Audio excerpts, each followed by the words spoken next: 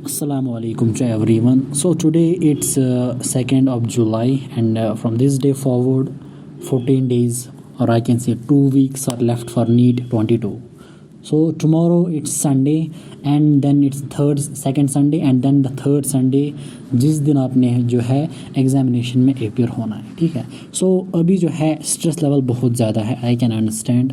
तो at the same time over thinking भी है, नेगेटिविटी भी है, देयर इज़ फॉल्स प्रेडिक्शन, और we can say may be positively आप प्रेडिक्ट करोगे अपने रिजल्ट्स, वो कंटिन्यूसली अब रहेगा इन दिनों कि होगा कि नहीं होगा, होगा कि नहीं होगा।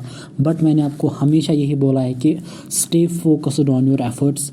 अपना जो है अपने दिन में जो है मतलब मैक्सिमम आवर्स जो है बुक्स पे जो है ना यूटिलाइज़ करो, ठीक है। इसके अलावा जो है आई कैन अंडरस्टैंड कि आप लोगों के लिए इस टाइम बहुत टफ टाइम चल रहा है, specially for the droppers, whether it's your second attempt और थर्ड अटैम्प्ट और फोर्थ अटैम्प्ट और फिफ्थ अटैम्प्ट, तो आप लोगों के लिए टफ टाइम चल रहा है, ठीक है। तो पास्ट के इमोशंस भी है, पास्ट की फीलिंग्स भी है, ठीक है।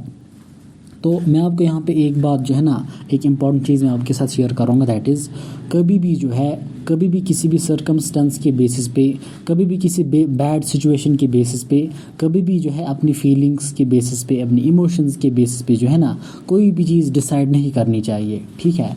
और दूसरी बात यह है कि never operate in a mode when you are feeling like demotivated और when you are feeling broken, ठीक है। कभी भी इस मोड में ऑपरेट नहीं होना होता है, ठीक है। आई नो कि मतलब जब आप सपोज डिमोटिवेटेड और when you are feeling low, तो ऑब्वियसली आपके दिमाग में बहुत सारे जो है अननेसेसरी थॉट्स आते हैं, तो आपने उन थॉट्स को एक्सेप्ट बिल्कुल भी नहीं करना है, ठीक है। तो उस टाइम पे क्या होता है कि आपने जो है दिमाग से काम नहीं लेना होता है, एट दैट टाइम आपने फिजिकल बन के चलना होता है, आपने फिजिकली इन्वॉल्व होना होता है, ठीक है। फिजिकली जो है आपने बुक्स के साथ मतलब आपने कांटेक्ट बिल्कुल भी लूज़ नहीं करना है, ठीक है।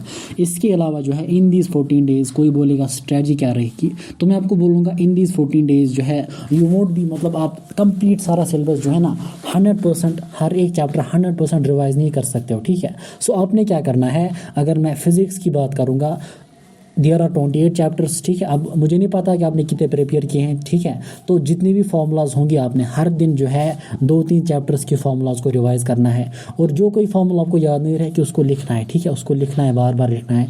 अच्छा, इसके अलावा फिजिकल केमिस्ट्री में आपकी जो नोटबुक होगी ना, उसके इंपॉर्टेंट पॉइंट्स मतलब in a one go in rush, और इंपॉर्टेंट न्यूमेरिकल्स स्पेशली जो एनसीईआरटी की इन टेक्स्ट क्वेश्चन जो होते हैं ना, उनको आपने मेनली देखना है। या अगर आपने कोई बुक भी सॉल्व की होगी, आपने उनके न्यूमेरिकल्स को जो इंपॉर्टेंट होंगे, सिर्फ इंपॉर्टेंट, बिकॉज आपके पास इस टाइम मतलब टाइम ही नहीं है कि आप हर एक चीज़ को देखोगे, ठीक है।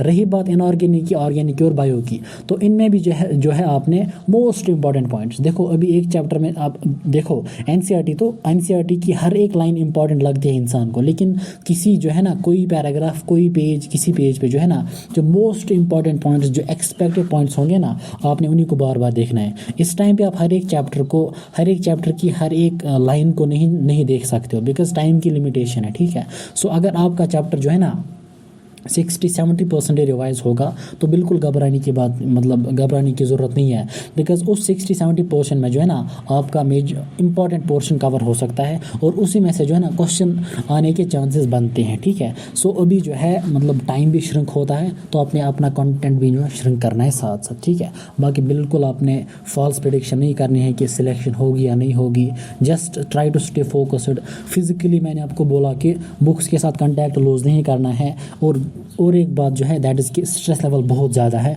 और जब इंसान को स्ट्रेस होता है ना, तो फिर पढ़ाई में जो है वो एफिशिएंसी कम होती है, लाइक दैट कि मतलब आपको ये चीज़ भी फील होती है कि शायद मतलब चीज़ें याद नहीं रह रही है, मैं पिछली जितनी भी सारी चीज़ें हैं जो है ना वो मतलब आपको फील होता है कि मैं भूल चुका हूँ या मैं भूल चुकी हूँ, ठीक है। ऐसी बात बिल्कुल भी नहीं है। देखो, जब स्ट्रेस होता है ना, तो उस टाइम पे इंसान नॉर्मली मतलब वैसा फील नहीं करता है। देखो, आप एग्जामिनेशन के 2-3 महीने पहले अगर आप जाओगे ना पीछे, तो वहाँ पे कोई स्ट्रेस भी नहीं होता है, तो वहाँ पे ये थॉट्स भी नहीं आते हैं, वहाँ पे ये फील नहीं होता है कि चीज़ याद रह रही है या भूल रही है, वो मतलब दिमाग से निकल रही है, ठीक है। अभी जो है स्ट्रेस हो रहा है, तो इसी वजह से आपको ये चीज़ फील हो रही है कि शायद चीज़ें याद नहीं रह रही है। तो मैं आपको एक चीज़ बोलूँगा कि जिस तरह से जो है ना हम न्यूज़पेपर पढ़ते हैं ना, थॉरोली न्यूज़पेपर पढ़ते हैं, तो अपनी एनसीईआरटी को, जो कि कोई भी थ्योरी बेस्ड पॉइंट होगा, बिल्कुल न्यूज़पेपर की तरह जो है ना रीडिंग करनी है, 2-3 बार आपने रीडिंग करनी है, ठीक है। वो खुद ब खुद देखो, आपने ऑलरेडी बहुत बार पढ़ा होगा, तो हर एक चीज़ ऑलमोस्ट दिमाग में होगी, ठीक है। कल को जब भी क्वेश्चन आपके सामने आएगा, that is in an objective format, that has मतलब उस पर जो है वहाँ पे मल्टीपल ऑप्शंस होते हैं। तो जब आप ऑप्शंस को देखते हैं ना, तो हमें फिर वहाँ पे याद आता है कि which point is NCERT one, क्योंकि हालांकि वहाँ पे कोई एनसीईआरटी से बाहर भी पॉइंट होता है, लेकिन जब आपने सपोज कि एनसीईआरटी के किसी इंपॉर्टेंट पॉइंट को बार बार पढ़ा होगा, हम एनसीईआरटी के पॉइंट्स को एज ए सिंगल पॉइंट पढ़ते हैं, मतलब विथ नो ऑप्शंस, ठीक है। हमारा दिमाग जो है इनको याद रखता है एज ए सिंगल पॉइंट। लेकिन कल को जब हम एग्जामिनेशन में अपेयर होते हैं ना, वहाँ पे मल्टीपल ऑप्शंस होते हैं, 4 ऑप्शंस होते हैं, तो चारों ऑप्शन से हमें डायरेक्टली वहाँ पे आइडिया मिलता है। सपोज अगर मैं आपको इस टाइम पे कोई क्वेश्चन पूछूँ, लाइक कोई भी question, like I can say that कि लाइक डाइजेस्टिव वहाँ पे है ना वो एंजाइम्स पेप्सिनोजन, ठीक है। पेप्सिनोजन जो है लाइक उसको कौन मतलब एक्टिवेट करता है, उसको कौन कन्वर्ट करता है इनटू पेप्सिन। तो वहाँ पे बहुत सारे ऑप्शंस होंगे ना, तो एक वहाँ पे सपोज बहुत सारे, वहाँ पे HCl भी होगा, वहाँ पे और कोई भी कंपाउंड होगा, ठीक है। लेकिन आपने एनसीईआरटी से पढ़ा है ना HCl, तो वहाँ पे आपको डायरेक्टली क्लिक होगा इट्स HCl। अगर इस टाइम पे आपको याद हो या ना हो, लेकिन वहाँ पे आपको डायरेक्टली याद आएगा, ठीक है। तो इसी तरीके से जो है आपने बिल्कुल घबराना नहीं है इंशाल्लाह, बस थोड़ा कूल रहने की कोशिश करो। एग्जाम नज़दीक आ रहा है, स्ट्रेस तो बहुत है, लेकिन इस स्ट्रेस को हैंडल करने की कोशिश करो। अब ऐसा नहीं होना चाहिए कि आपने इतनी मेहनत की, इतना सारा स्ट्रगल किया, अब ओवर थिंकिंग नेगेटिविटी की वजह से, स्ट्रेस की वजह से वो सारा ज़ाया नहीं होना चाहिए, ठीक है। आपने जितना भी किया, जितना आप कर सके उतना आपने किया है, लेकिन इन 14 डेज़ में थोड़ा और अपना बेस्ट एफर्ट देने की कोशिश करो। मतलब on an average I can see that कि मिनिमम जो है ना 8 to 10 आवर स्टडी आपको, मतलब 8 to 10 आवर्स आप पढ़ने की कोशिश करो, 8 to 10 आवर्स। लेकिन अगर आप इसके बियॉन्ड भी जा सकते हो ना, तो वो बहुत अच्छी बात है। लेकिन जो मैंने आपको बोला कि इस टाइम पे सिर्फ इंपॉर्टेंट पॉइंट्स को देखना है, ठीक है। बाकी इंशाल्लाह मिलते हैं नेक्स्ट वीडियो में। अल्लाह हाफिज़।